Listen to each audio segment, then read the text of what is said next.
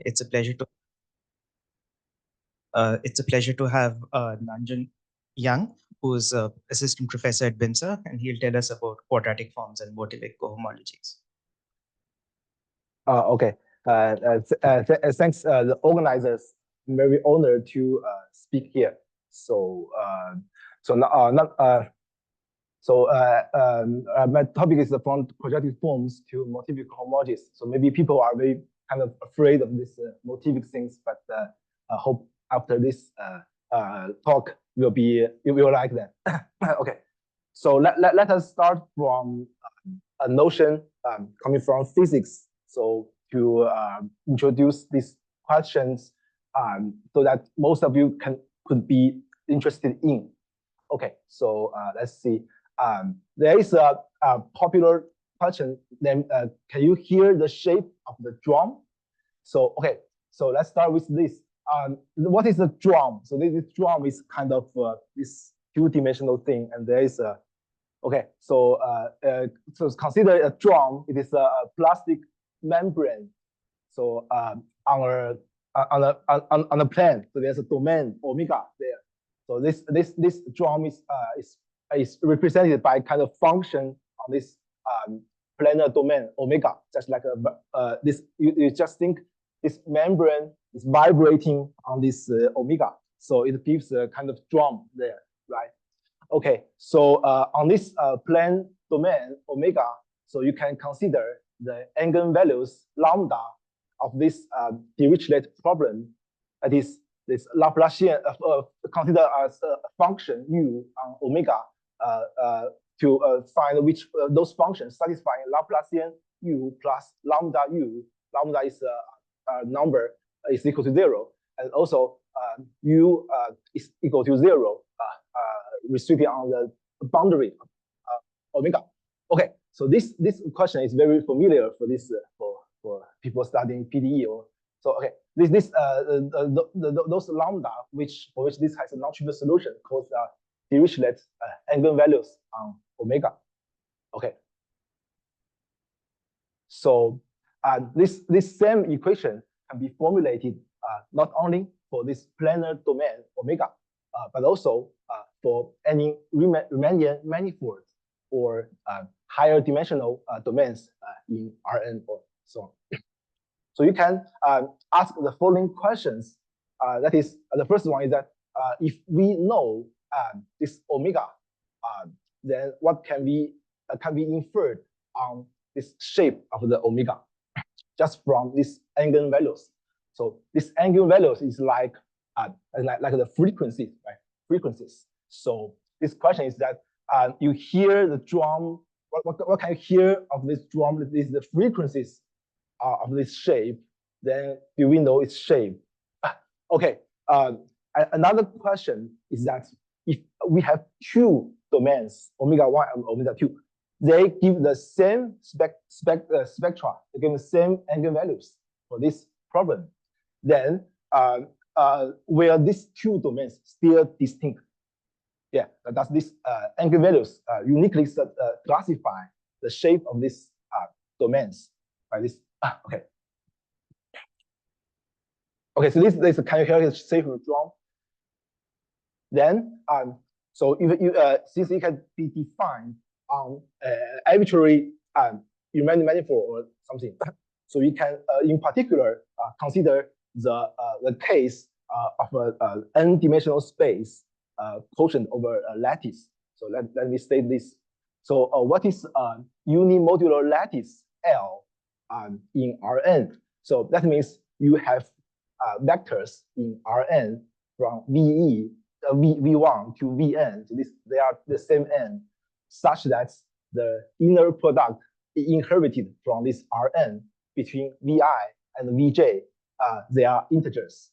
Okay, and if you take the Gram matrix or the matrix, so whose ij term is just Vi, Vj in the product, then if you take the determinant, it is invertible in Z. It is plus minus 1. Okay, so it can imagine L. So in two-dimensional case, just this kind of points, discrete points. and closed under addition and the integer ratio extension. Okay, so if there is some vector in this lattice V in L, such that the norm of V, the square norm of V is odd number, then this L is called type 1. If every VV here is even, then this lattice is called type 2. So if you have a lattice in Rn, so you can consider this number AI for every I. So what is this AI? So you just count number of vectors in this lattice V such that the V inner product is equal to I itself, because they are all integers. So you can consider for every integer such kind of AI, right, to count them. Okay, so it turns out that if you have known these integers AI, then you can work out the Dirichlet eigenvalues of this Rn modulo L, this kind of tori, n-dimensional tori there. So this determines the eigenvalues. Okay, so if the lattice L is of type 2, that is every norm is even, then the signature of this inner product is divided by 8. The signature means the signature of the quadratic form in real numbers. Okay, and if you consider the dimension 16, then it turns out that there are two lattices, actually all unimodular lattices of dimension 16 of type 2. There are only 2 up to isometries.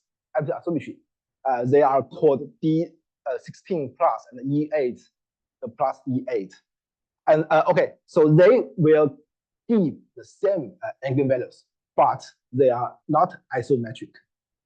Yeah, so you see that. So this eigenvalue, the problem of determining lattice up to isometry is more refined than the problem of eigenvalues. Okay, so you can ask the following questions due to this kind of phenomenon. That is, how to classify unimodular lattices up to isometry. So what does that mean? It's something like you have an inner product on a space. This space is a free abelian group of finite rank, and its inner product leaves integers. Okay, so then how to classify this kind of inner product over z plus n. Okay. So okay, so to solve this, you can very easy ways to solve this problem. Firstly, over rational numbers, to solve it over rationally. Okay, so you can solve this rationally to get some information, but then you come to inner product over a field. Okay, so you can study the general questions to classify the inner products over a field. Okay, so this is let us call the base field K. What is a field? If you don't know what is a field, this is just something like rational numbers, real numbers, and complex numbers. Here, characteristic is different from Q. Okay, so you fix this base field. This always denoted by K. If you see K, this means the base field. You have something over rational numbers, real numbers, complex numbers, and so on. And what is a quadratic form? Quadratic form is like this Qx. So this x has n variables from x1 to xn, and this Qx is equal to this sum of aij, xi, xj, where they are all in K. You can ask the following questions, very natural. That is, whether does this Q admits a given rational number when this xi are all rational numbers?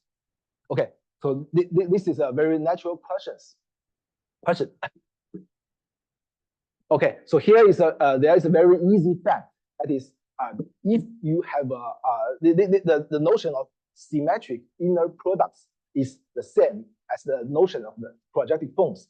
For example, if you have this qx, then you can define bxy, that is qx plus y minus qx minus qy over 2.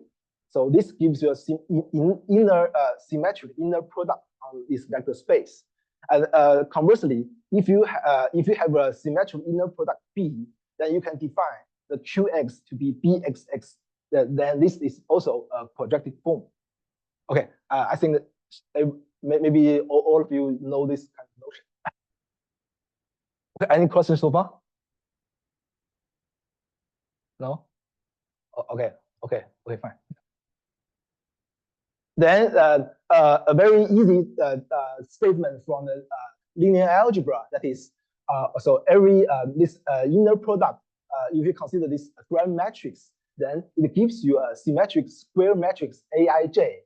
So this Ij term is equal to the inner product of this Eij.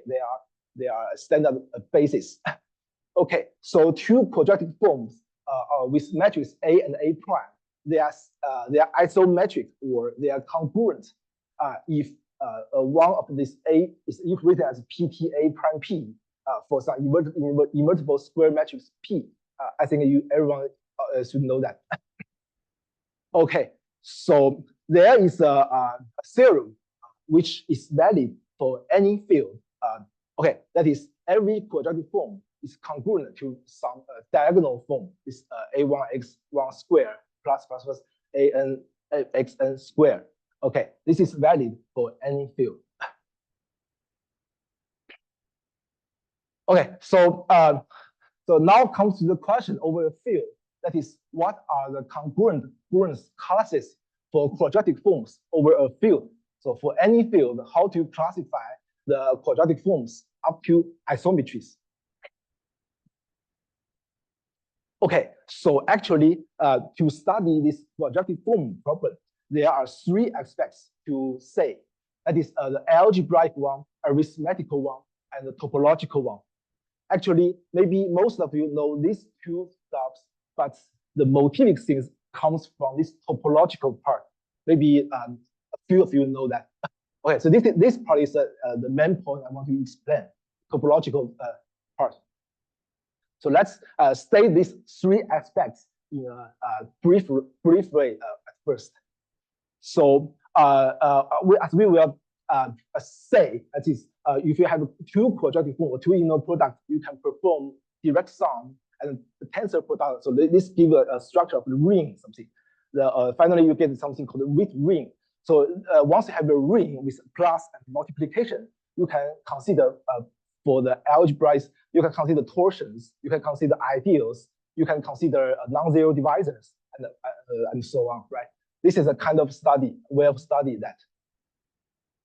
Another one is an arithmetic aspect. Since everything is over a field, so you can, if you have a field extension, you have finally field extension, you can consider the behavior of quadratic forms under the tensor by this field extension, scalar extension, something.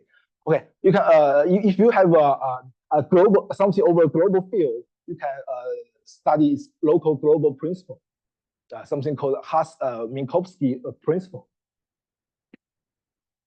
Okay, the third part is the topological aspects. So there is okay, in general, for every scheme, for every algebra variety or manifold or something, there is a bigraded cohomology theory, HPQ. I don't know whatever it is, but if you consider HPP instead of HPQ, then it gives you the Milnor K theory. It is diagonal part, but this diagonal part is closely related to these quadratic forms. So this statement, this precise statement, is called Milnor conjecture.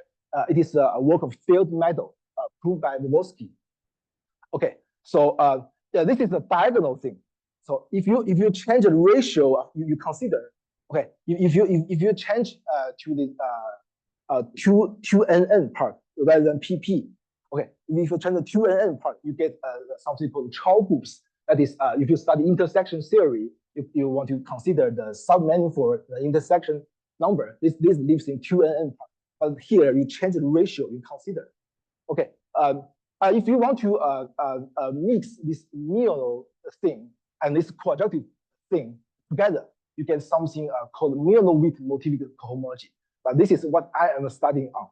Okay, so in this talk, I will just talk about this one and not this two. Okay. So suppose we have two quadratic forms Q1 and Q2 over vector space V1 and V2. You can define their direct sum following. So this Q1 plus Q2 is something defined on V1 plus V2, which sends every x1, x2, so x1 is V1, x2 is V2, to Qx1 plus Qx2. Okay, the tensor product is defined on V1 tensor V2, the tensor vector space, such that it sends every x1 tensor x2 to Qx1 to Qx2. So it is a very easy exercise to prove that these two are indeed a quadratic form. So, okay, so if you don't know, it's okay. But if you write down their matrices A1 and A2 for Q1 and Q2, then this Q1 plus Q2 it corresponds to this matrix A1, A2. Okay, and this Q1 tensor Q2 it corresponds to the matrix matrix tensor A1 tensor A2. Okay, so you can think of this thing as a matrix game. So the sum is the block matrix. The product is the tensor matrix. The equivalence is the congruent. Okay, so it should be clear. Okay. Let's give some definitions there. So suppose you have a quadratic form over a vector space. We call it anisotropic if Qx is non-zero for every non-zero vector. For example, or over real numbers or indefinite, or positive definite or negative definite forms are of this kind. So we say a quadratic form hyperbolic if it is a direct sum of the hyperbolic quadratic form x squared minus y squared, or you can just say this x2i minus 1 squared minus x2i squared. This is for any field. Okay, so we say a quadratic form is isotropic if Qx is equal to 0 for some non-zero vector x. For example, for indefinite quadratic forms over real numbers are isotropic. There is a very important theorem, Witt, which says that every quadratic form is uniquely written as the following. That is, Q is over any field, or Q is equal to Q1 plus Q2, direct sum Q2, direct sum Q3, such that Q1 is anisotropic, and the Q2 is hyperbolic, and the Q3 as a quadratic form, it is identically 0. Okay, this is a quite important thing. Then you can, for every non-zero A in the base field K, you can define this symbol A bracket just to be this very stupid quadratic form over one-dimensional space, which sends x to ax squared. This very stupid quadratic form. Then you can easily see that the Q has a non-trivial solution of 0, non-trivial solution if and only if either Q2 and Q3 they have positive ranks or they appears just for example, if you have this hyperbolic thing, okay, so for example, consider this x squared minus y squared, you can just let xy to be 1, then the result is 0. This is a non-trivial solution. Okay, if Q3 it appears then because it's identically 0, so it certainly has a non-trivial solution because it is identically 0. Okay, so this is very obvious. Something you have to think is that the Q admits the value D if and only if Q direct sum minus D bracket. This is isotropic. So to solve this Q, to ask whether Q is equal to D has solution is equivalent to determine whether a quadratic form is isotropic. Okay, so how if you want to solve this, what is isotropic, you just have to look at this decomposition. whether there is a Q3 and a Q2, then it's okay, right? If there's one, then it is isotropic. Otherwise, it is not. Okay, so you see that the point is to how to somehow compute this decomposition. So any questions so far? Okay. Okay. Okay. So are you lost? No, I don't. Okay. Okay. So you can just define this so-called Witt ring to be the congruent classes of non-degenerate quadratic forms modulo the hyperbolic ones. So here the addition is the direct sum, and the minus one is the minus one bracket, this form, and the multiplication is tensor. So if you don't know what is a modulo mean, then this is equal to the congruent classes of anisotropic quadratic forms. They are the same thing. So you can tensor, you can direct sum, and so on. Okay, so if for any field K, this Witt ring K is generated by this A bracket as a abelian group, because we have this diagonalization theorem, right? Okay, modulo only these three relations. The first one is UV square bracket is equal to U bracket. The second one is U bracket plus minus U bracket is 0.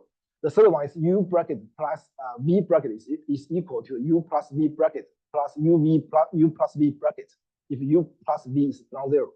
Okay, this is just a kind of algebraic way, but describing this this is called something called Witt chain equivalence, saying that you can if you want to diagonalize something, you can just use these three rules. This is enough.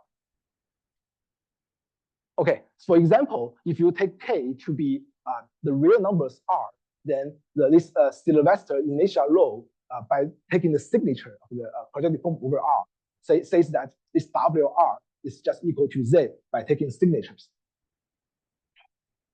Okay, this is a very easy example. If you take K to be a complex number, algebraic closed field, this WK is Z-2. Okay. Okay, so let's look at some special quadratic forms, which is kind of very important. So for every AB in the K, you can define this polynomial algebra AB over K, just a 4-dimensional space spanned by I, 1, ij, and I times j. Okay, this 4-dimensional space it has a product structure. So this algebra is defined by I squared is equal to A is in K, and J squared is equal to B, and Ij is equal to minus Ji. So I think maybe most of you know this. Okay, this is defined for every field and every AB in this field. Then a general element in this quaternionic algebra looks like X plus Yi plus Zj plus Wij, and X, Y, Z, W are in K. So for this U, there is a norm. So this maps U to X squared minus AY squared minus BZ squared plus ABW squared. So okay, so this you see that this is a quadratic form over X, Y, Z, W. Right? Okay, so this quadratic form you can write it as this product A minus 1 tensor B minus 1. So this is the known form for this quaternionic algebra, which is defined for every field, every non-zero elements AB in the field. So there is a theorem saying that if you want to classify this quaternionic algebra as a K algebra, isomorphic, okay, if and only if these two algebra are K isomorphic, if and only if their known form are congruent quadratic forms. Okay, so in particular, this algebra is a matrix algebra rank two matrices. If and only if the known form is hyperbolic. Okay, so let's give some example of this identification. For example, this A minus A over K is equal to 1 minus A over K. They are all isomorphic to M2K for every A non-zero. And there's a very good relation called the Sternberg relation. So this says that for every A not equal to 0 and 1, we have A1 minus A, this quadratic algebra is also equal to M2K. Okay, this is something special. Then it turns out that if this kind of quadratic algebra structure plus the square class, this uniquely determines this width ring of this field. So you can take the group algebra over integers generated by this A bracket. So A lives in the square class of this field. Then you take this group algebra, you quotient all this AB over K such that this quadratic algebra is equal to M2K. Then you modulate all these known forms plus this element 1 bracket plus minus bracket. So this complete determine this width ring. Okay, so which says that this quadratic the known form has a very central importance in the study of the quadratic form. It captures most information. Okay, so let's consider let's start to answer the question in the beginning. Just to for every quadratic form over rational numbers, does that admit another rational number? Okay, so for every prime number p, you can consider this p the field of p-ed number qp. So what is qp? So qp is finite or infinite series, like the following: ak p to the k plus ak plus 1 to the pk plus 1 and so on. Where this k, the k is an integer, and all these coefficients are range from 0 to p minus 1. So I think number series are very like this. Okay. Then there's a very well-known Haas-Minkowski principle, which says that the quadratic form Q over rational number admits the rational value D if and only if it is admits the same D when you consider this Q over R over something R or something over R and something over QP for each P. Note that this R the Q is contained in R and the Q is also contained in QP. So for everything over Q, you can consider something over R. Also, you can consider something over QP. Okay. Yeah. So it admits this value if and only you can it admits the same value for every R and every QP. For R and every QP. Okay. This has another formulation, that is the width ring of Q is embedded into the width ring of R plus the direct sum of the width ring of QP for OP. Okay, there's another formulation which helps the study of the lattices. That is the width ring of Q is equal to the width ring of Z plus FQ, Z2, plus all this width ring of FP for P greater than 2. Okay, so this formula tells you something for the lattice problem. That is, if you have a lattice, unimodular lattice, you can consider it is the projective form over Z. But okay, so then if you consider this projective form over Q, it must be the direct sum of 1 and minus 1. So this, if you have this unimodular lattice, so over rational numbers, it can be diagonalized so that this every term is 1 or minus 1. So this how do you get this? You can see this from this equation. Okay. But I kind of say that this width ring solves everything of the lattice, but it gives you some information. Okay, the actual study the lattice you use much more things than width ring. But for width ring, you can consider over any field. Then it becomes another very difficult question. Okay, so for every prime P and the AB in QP non-zero element in QP, you can define this Hilbert symbol. That is, this symbol is equal to 1 if the quadratic algebra is isomorphic to matrix algebra. Otherwise, it is equal to -1. Then for any quadratic form, you can define something called the Haas invariant. It goes to +1 or -1. So if it has a diagonal form like a1 x1 squared plus to an xn squared, then its Haas invariant is the product of all this ai and aj. This Hilbert symbol ai aj, the product. So this product is either -1 or +1. So let's give this an algorithm for this question. That's this Q and this value D over Q rational numbers. Firstly, you solve this equation over R. So this is easy. You just compute the positive and negative inertia and look at the positivity of D. Okay, this is easy. Then there's another theorem which states that every quadratic form of rank greater than 5 has a non-trivial solution over every P, QP. Okay, so that means if the rank of this quadratic form is greater than 5, then it is equivalent to solve this quadratic form over R. They don't have to consider this QP because they always has a non-trivial solution.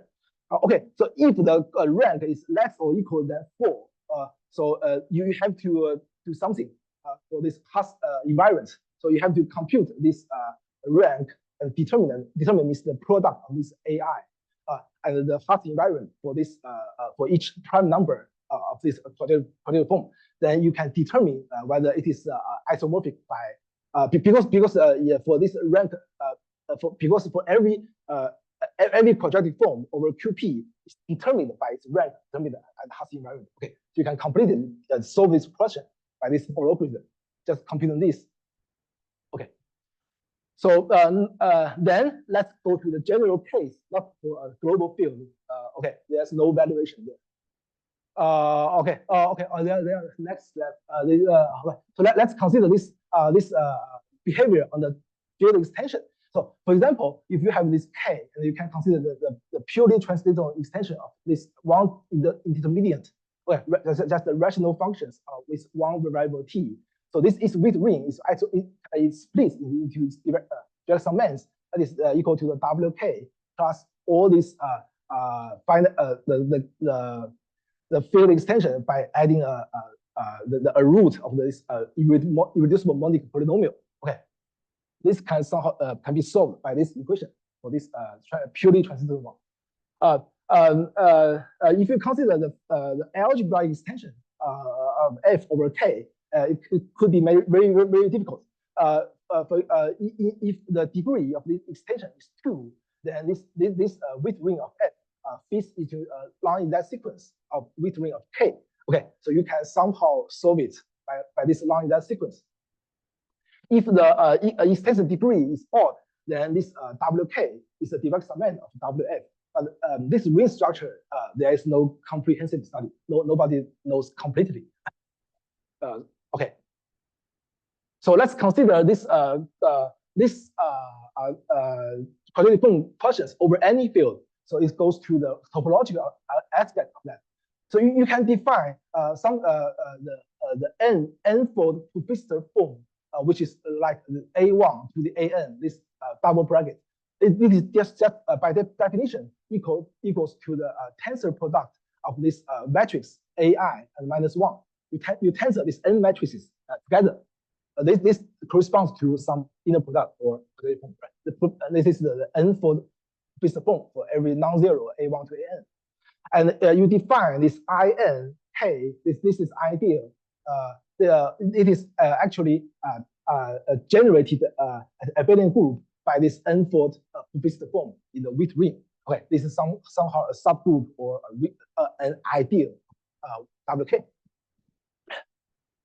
Okay, so actually, if n increases, then the group becomes smaller. Then you can naturally ask the question: what is the gradient quotient of this IN over IN plus 1? Right. So this basically describes the structure of this width ring. Okay, so any questions so far? Seems really.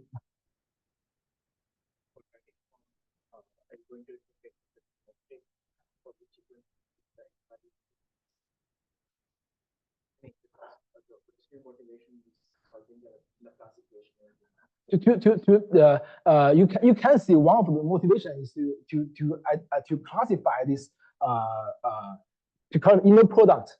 The original question is over Z, but you can partially solve it by over Q. Yeah, but this only gives you a partial information. Actually, they are not directly or related. They are partially related to. Yeah. If you study for any field, it goes to another question. Yeah. You can partially get the information for the lattice as I mentioned. I think your original question was you have eigenvalues for plus and you want to get some information about the lattice. Yes. There are two questions. And another one is that because some two lattices can give the same eigenvalue, but they are not isometric. So yeah. So this is another question. You want to classify these lattices up to isometries. Yeah. You can also ask whether they have the same eigenvalue. You can also ask, but this is not in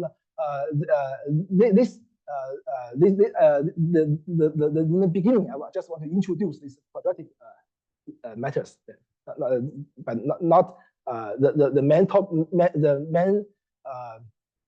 goal is to study this over field. Okay.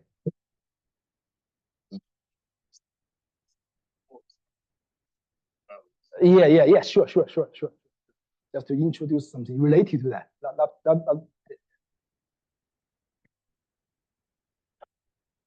Okay, so you can ask this question. That is, what is the IN over IN plus 1? Okay, then you have to encounter this so-called Milnor K theory. So if you have for any base field called F, you can define a graded algebra K Milnor F. So this is something graded. So its elements of degree n are like the following. So the sum of the integer times the product of A1 bracket to AN bracket. These are formal symbols.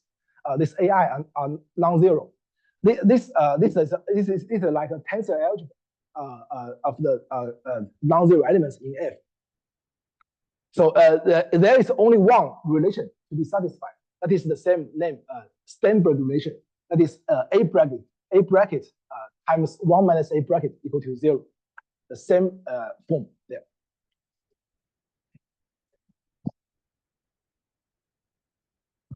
Okay. I will finish very soon. Yeah, sure. So this K0 is the integer, and the K1 F is F cross, and this K2 F is just the second K theory. Okay, you define this K little k Milnor F to be this capital K over 2. Then you can define a map for any field F that is from which maps this A1 to AN double bracket to this A1 bracket times AN bracket. So this is a well-defined map, and this Milnor conjecture states that this surjective map is an isomorphism for any field. Okay, so here the statement for 0 and 1 is kind of easy. The statement for n equal to 2 reduced to the study of a quadratic algebra. Okay. So let's prove this Milnor conjecture of rational numbers. If the f is equal to r, this WR is equal to z, and this IN over IN plus 1 r is just equal to the this is one-dimensional vector space generated by this -1 tensor n power. Okay, so if A is greater than 0, this A bracket is equal to 0, otherwise equal to -1 bracket. So this shows that this the Kn r is equal to the something generated by this -1 bracket to the nth power. Okay, so this maps to this. So this proves the Milnor conjecture of R. Okay, for every P, for every QP, every element C, the C brackets N and N. These two, N is the normal form of some quadratic cohomologic algebra. So these two quadratic forms has the same rank, determinant, and class invariant. So they are the same. So this gives you that for every ABC, the A minus 1 times B minus 1, C minus 1 is equal to 0 in I3. So this shows that because I3 is generated by this, so I3 is equal to 0. And okay, so because and we know the statement for n equal to 1 to 0, so this proves the Milnor conjecture of QP. Then finally, the Milnor conjecture of Q follows from the global principle. So okay, so this is what I want to say. So, are there any questions?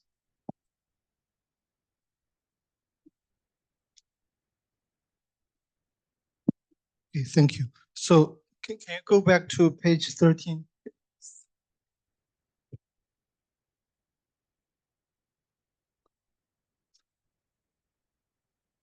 Yeah, you said the second map is an injection. It is not an isomorphism, right? No, it's not subjective.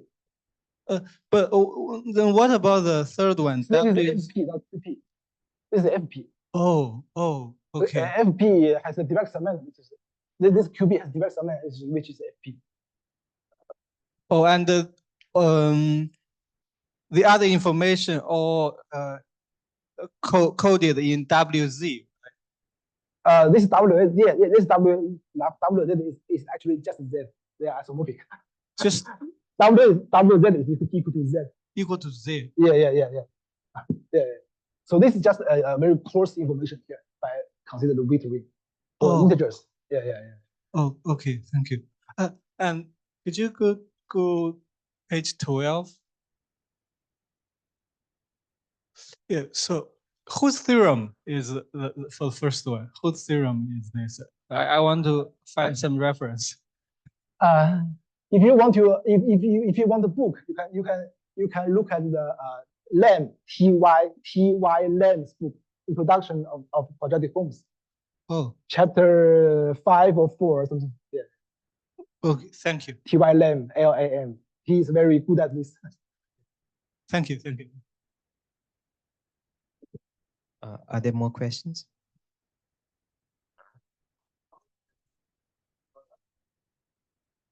What?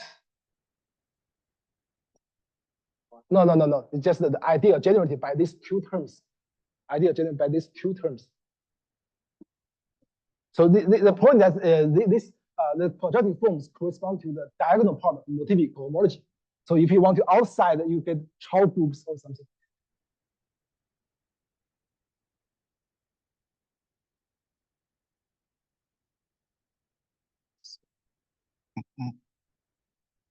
More questions?